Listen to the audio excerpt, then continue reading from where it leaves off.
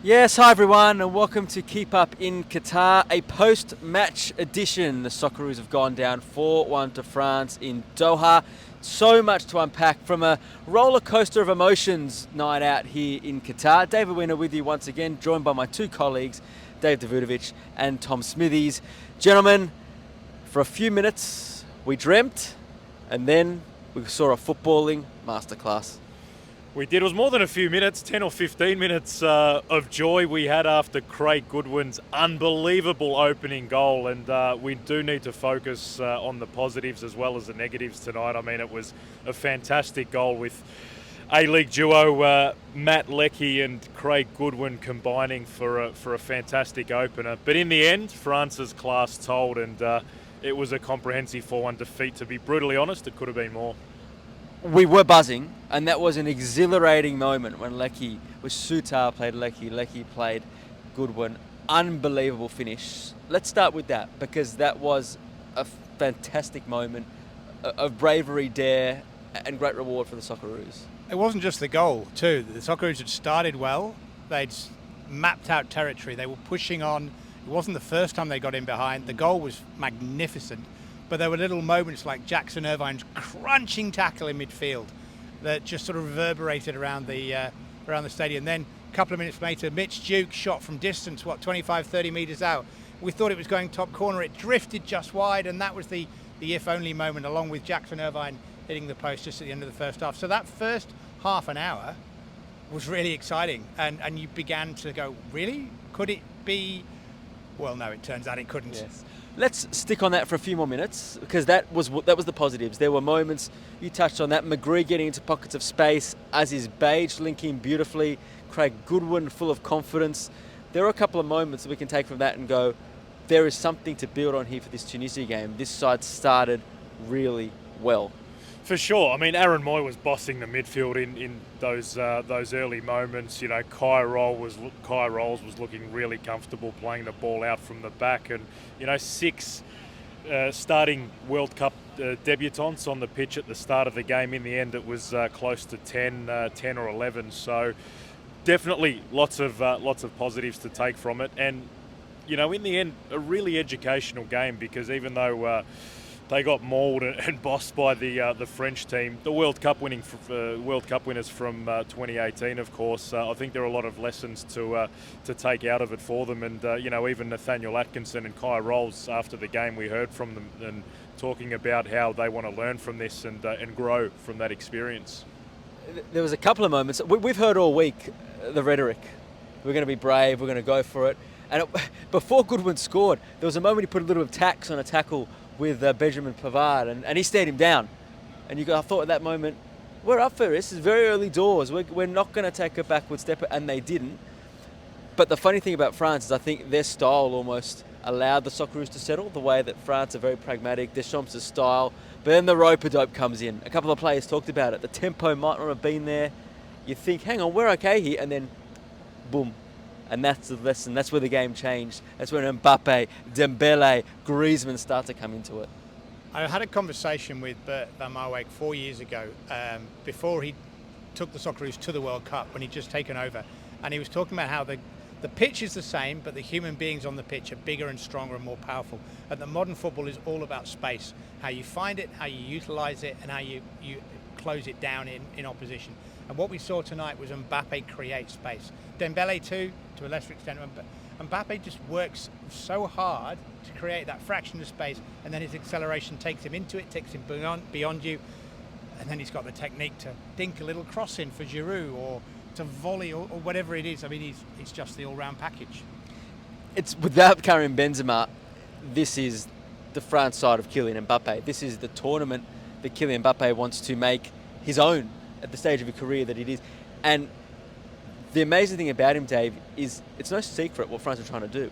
Australia was in a 4-5-1 block, defending compact, but they still managed to find him in one-on-one situations, every opportunity they could, and more often than not, he wreaked havoc.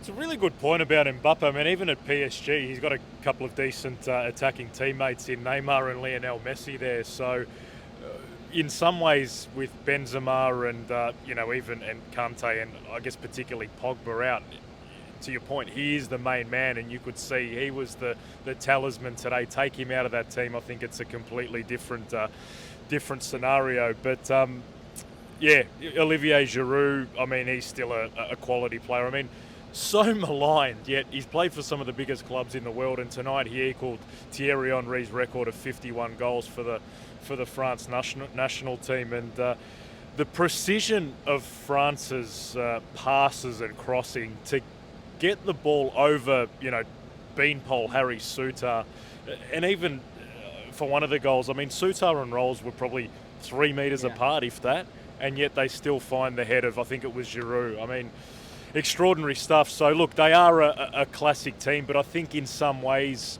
look, the Socceroos, they scored early. I'm not sure they expected to score that early. I think they were kind of second guessing themselves. I'm not sure they knew how to conduct themselves when they got ahead. They seemed to drop off and sit really deep and invite that pressure from France. So I think there will be some a real thorough post-mortem of that game. Tunisia clearly is a different game moving forward, but I think the Socceroos probably tactically got it a little bit wrong tonight in saying that everything had to go right to get anything out of this France game. Well, this is the post-mortem, Dave, so it's a good place to try and start that. But one other thing about the depth of France is so much of the build-up we've been guilty of. It was about Kante, Pogba, Benzema.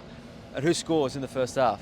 Giroud, Rabiot, the two guys that come into the side. It's a luxury, it's an embarrassment of riches. But I want to talk about the tactics that you mentioned. I also want to talk about the way the game evolved. Was it tactics? Was it just the natural stress that France put on us? And we spoke to a few of the players about that, how that they did end up deeper, the pressure on the ball wasn't as much. And Harry Souttar, I asked him, I said, you sound disappointed that the 2 goals were softish, but was that a result of the stress you were under in open play, that in those moments, that's what France do to you, that quality. You end up in those moments not being quite where you want to be mentally. I'll come to you in a sec, Dave. Start with Tom. Tactics or just the natural evolution of this game where France ended up bossing it? There are 2 phases of the first half. So initially with Mbappe, he's facing Atkinson, but he gets help from Irvine and from Leckie particularly. The issue is, at that point, those players are not in attacking position. So what the Socceroos, they've tried to win the ball back. If they're successful, then you have to recycle the ball to allow Leckie to move forward, and then you can build.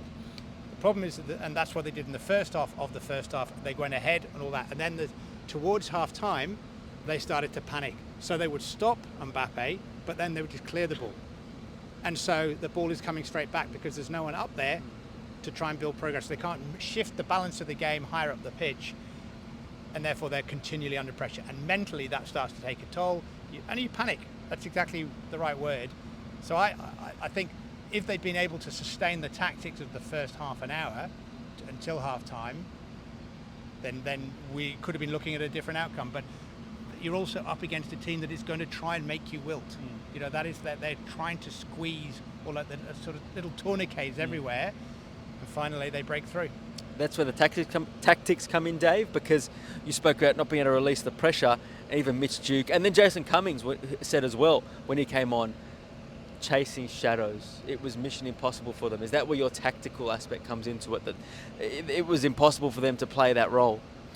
Yeah, that's right. I mean, Mitch Duke was got a pretty frustrated figure in that first half. He came over to Graham Arnold a couple of times. His arms were up in the air, and he was working really hard. I mean, he was the Lone Ranger up front. They said it was a 4-3-3 formation, but it was realistically a 4-5-1. It was a bank of 5 in front of the 4, and as you mentioned, Leckie and Goodwin really had to tuck in deep and drop off and support the fullbacks, particularly Leckie on the right-hand side to help Atkinson with Mbappe. So, the knock-on effect is, Mitch Duke has to work a lot harder, and then he doesn't have the energy to, to make those runs and offer himself up to, the midfielders or the defenders, when they have the ball. So we spoke a lot about the selection at right back leading into the game. In the end, they went with Nathaniel Atkinson, who was the most offensive-minded of the options.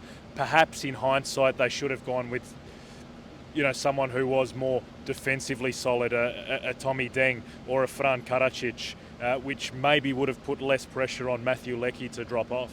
some of the criticism that's come through the punditry back in Australia. We believe we didn't see it, of course. We've been reading social media and some of the articles that have come through. Is a school of thought that Australia didn't go for it in the second half, that the tactics, as Dave alluded to, perhaps are a bit too negative. Do you subscribe to that, Tom? I think they were blown away. I'm not sure at that stage, with a team of this inexperience, that you can give them a tactical blueprint and expect them to execute it ruthlessly. They were guilty of cheap concession of possession, definitely.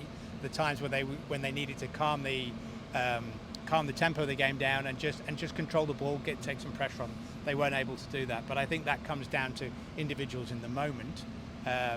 Because in the end, we saw the introduction of Mobile, we saw the introduction of Garang Kwol. Now the gate was 3-1 at that stage, and neither of them was able to get into the goal. But they were fresh legs to attack down the wings. We just, Garang Kwol learned very quickly there's a difference between Barcelona in a friendly in the A-League and the World Cup. Did ask a few of the players just to get a bit of clarity on what the messaging and whether it was a sense of being overwhelmed by the torrent of pressure. And I think there was a bit of honesty there. Like, they knew they'd done really well at the start, and then a few like the quality, the physicality. Mitch Duke was talking about, it was physical. He was battered. Harry Souttar admitted they panicked.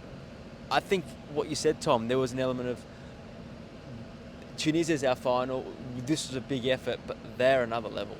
You make a really good point, Dave. There is clearly a big technical gap between the Socceroos and France, and I think that was highlighted in that goal. I can't remember if it was the first or second. The second, I think, when Atkinson lost the ball, they played it out from the back. It was Ryan to Irvine to Atkinson, who had a sloppy first touch, and then he didn't protect the ball well enough. Got pickpocketed by Rabiot. Ball comes in, Janoub, bang, 2-1. Compare that to Mbappe's unbelievable little back heel that opened it up. That's the difference. He's a world-class player. But there is also a physical gap. This is a big issue in Australian football. It's something that we never had. We were always physically strong, physically superior to the opposition. I think over the last 10 or 15 years, as the focus has shifted more towards the technical, we've gone away from the physical. There were a few jewels in there. Matthew Leckie, 50-50, sort of the hip and shoulder a la Aussie rules, which he used to play as a kid. He got knocked off the ball.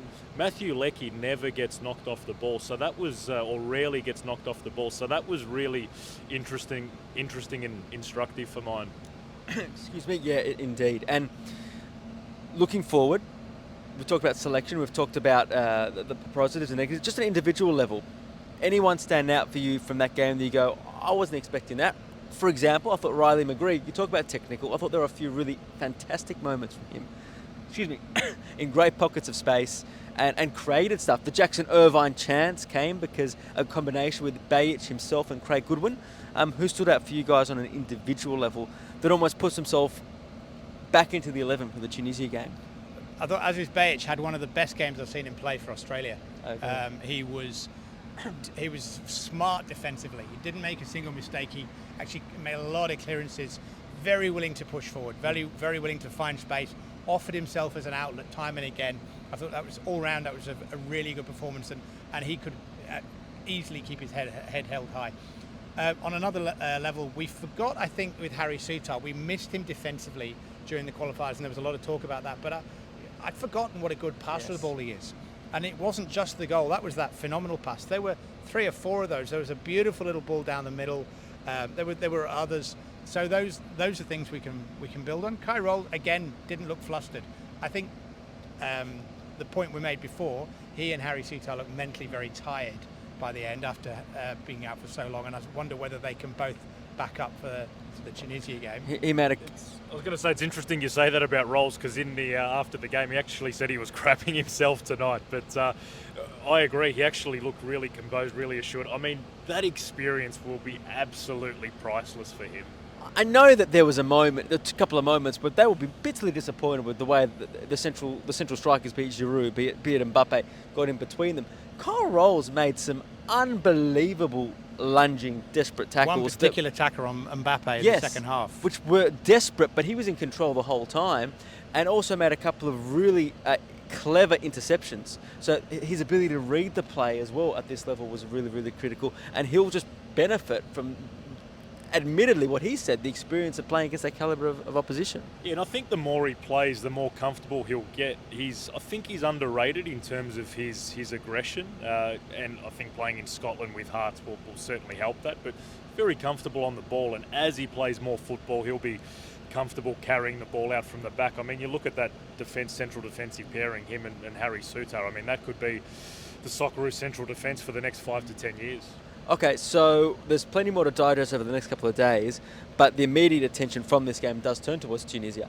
This was going to be the game that was a bonus. We all were buying into the idea that the Socceroos could have a red-hot crack. They did, until the quality of France prevailed. What happens between now and the Tunisia game? What are we going to be focusing on to make sure that that grand final, that World Cup final, goes into Australia's favour? One word: poise. They started the game with poise. They were comfortable on the ball. They were calm. Tunisia, judging by today, judging by the way they played against Denmark, Tunisia are going to attack, and it will be direct and physical and in your face, and the crowd will be cacophonous. It is going to be amazing.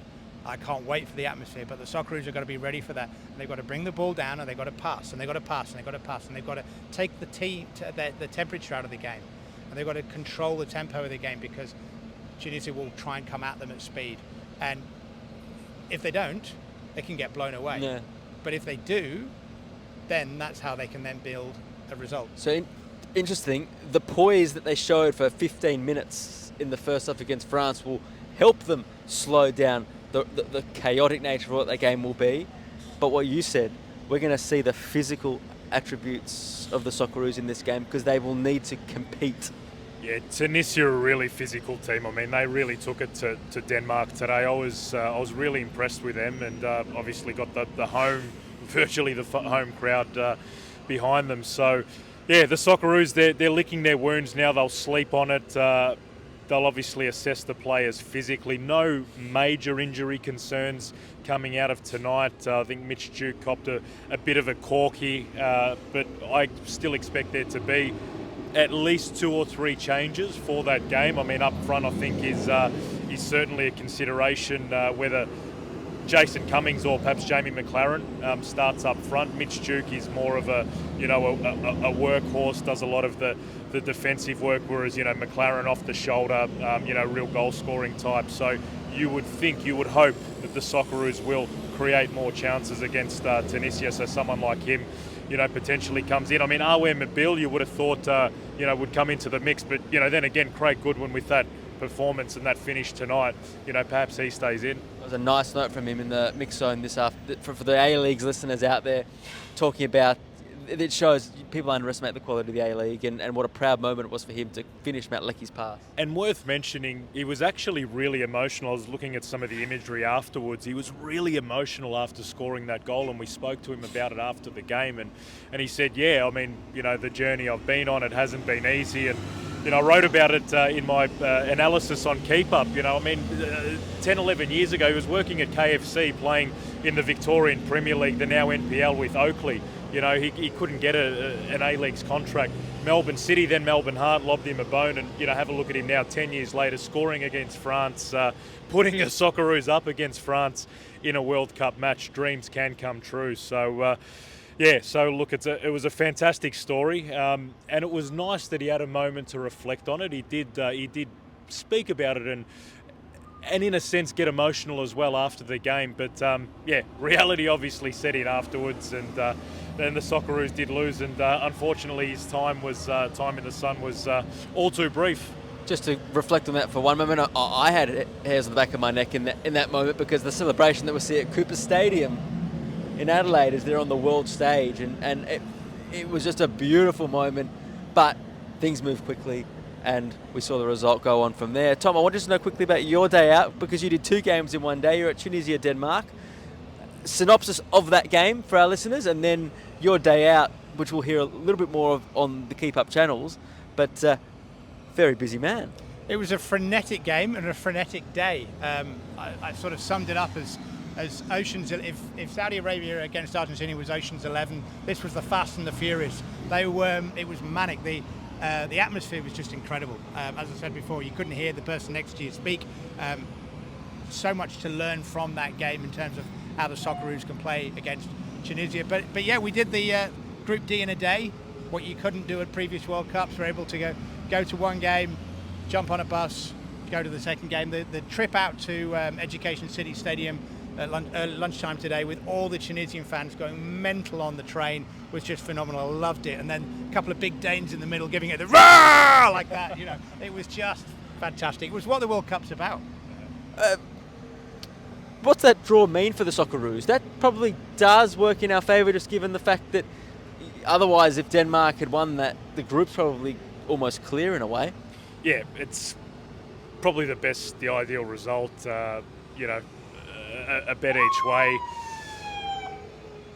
Now, look, destiny still is in the Socceroos' hands. You might have just heard some police go past. I think we're safe. We won't be arrested, but.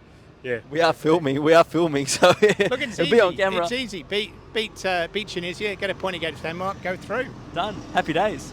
Happy days. It's not beyond the realms. It does remind me a little bit of the 2010 World Cup. There was a lot of doom and gloom after that first game against Germany.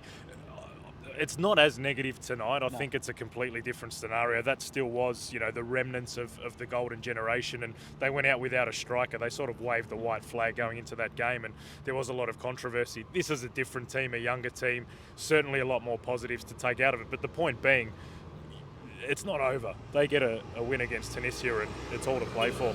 Final thoughts on just what we saw in our group tonight. I just want to reflect for the listeners who were watching on telly at home. Just for me, watching Kylian Mbappe live for the first time was an extraordinary experience. Not just the pace and goal that we've spoken about, taking Atkinson on one-on-one, just his sheer smarts. So to have his speed, have his skill is one thing. To add his positional awareness and his guile to it as well, it was a tough night for Atkinson, a tough night for anyone who comes across him in the world of football. He moves the puzzle pieces around before even getting you with his speed like the Roadrunner.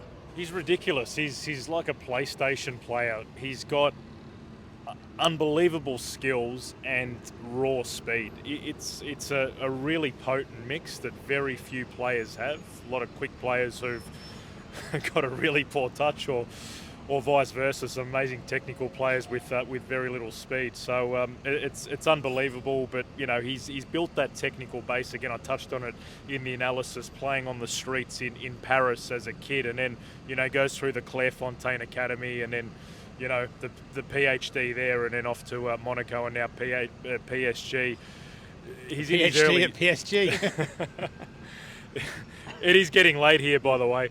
But look, he's a phenomenal player. He's one of the best in the world now. Obviously, this World Cup is the end of an era with Ronaldo and Messi and Luka Modric and these types finishing up their careers. Mbappe is clearly the pin-up boy of that next generation. A couple other things happened today. Chris Beath, by the way, refereed in Mexico. I can't even remember who Mexico played at this point. Poland gave a penalty. Robert Lewandowski missed the penalty. We must touch on, though, you mentioned Messi, which seems like about 7 days ago, but it was earlier on today here. Saudi Arabia beat Argentina, which buoyed us a little bit because we thought, here's one for Asian football. That was an extraordinary result and a remarkable comeback. One of the great shocks in World Cup history. Yeah. The team that everyone said, this is it, this is their time, they're going to win it, Argentina are going to win it. And Saudi Arabia, who got thumped 5-0 in the opening game of the last World Cup, came here and thumped Argentina 2-1. Just hard to believe, but quality goals. And if there's anything to take out of our discussion about France, Australia, comparing it to Saudi Arabia, Argentina, Saudi Arabia came out in the second half and went, right, we're going for this and we're going to shock you away. It was extraordinary watching that game because in the first half they could have been 3 or 4 down. In fact, it was 2-0 at one stage before a goal got overturned.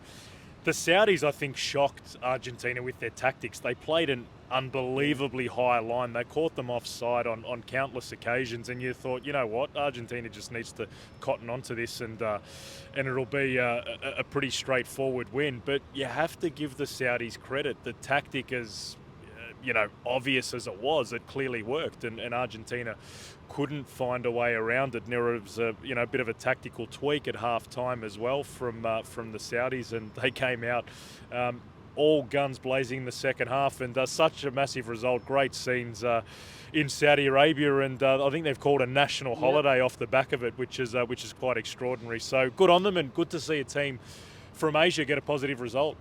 Well, one positive result, because the Asian teams have leaked a lot of goals otherwise, so that's a really important result. Everyone, I think that's going to be all she wrote for us right now. We've got to get back to our apartment, and it's very, very late here. There's been a lot to digest. I think we made sense, but I don't know because it's so late here. I can barely think or hear myself think. Tom, Dave, I think it's time to wrap. It's time to wrap. Everyone, thanks for your company again in this episode of the podcast. All those watching as well. Until tomorrow's episode, enjoy the World Cup.